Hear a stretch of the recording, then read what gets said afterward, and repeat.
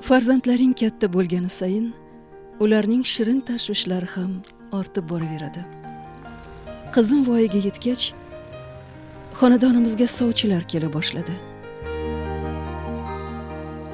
Bu shirin tashvishlar hammaga ham yoqsa kerak.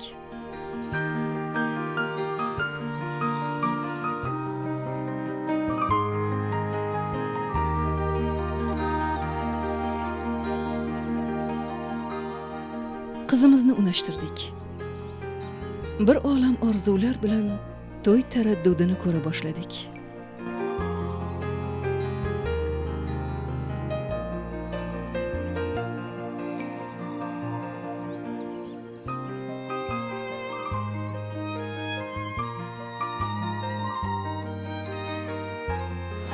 O'shanda mutaxassislar kelin bilan kuyov nikohgacha tibbiy ko'rikdan o'tishlari kerakligini aytishdi. Aytilganidek, qizimni tibbiy ko'rikdan o'tkaza boshladik. O'sha paytlarda kuyov tomondagilar to'yni tezlashtirish kerakligini aytib qolishdi.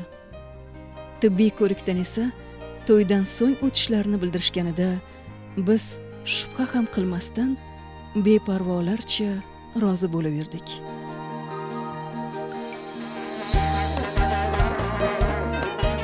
Hamma havas qiladigan to'y bo'ldi.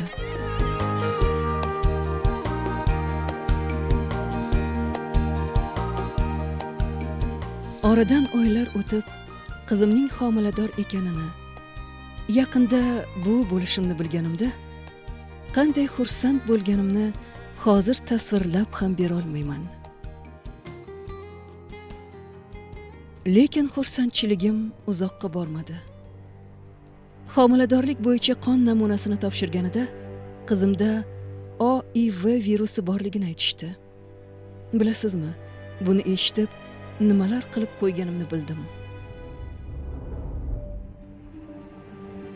Qizimning AIDS, orttirilgan immunitet tanqisligi sindromi kasalligiga chalinganini tushunganimda, e'tiborsizlik tufayli farzandim hayotini xavfga qo'yganimni angladim va dahshatga tushdim.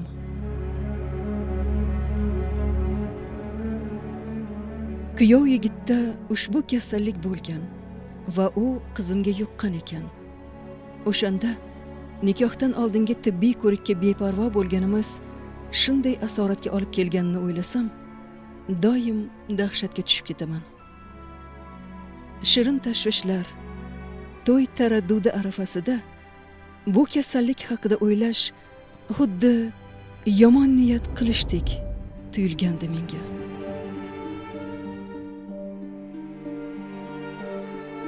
O'zingiz va yaqinlaringizni asrang.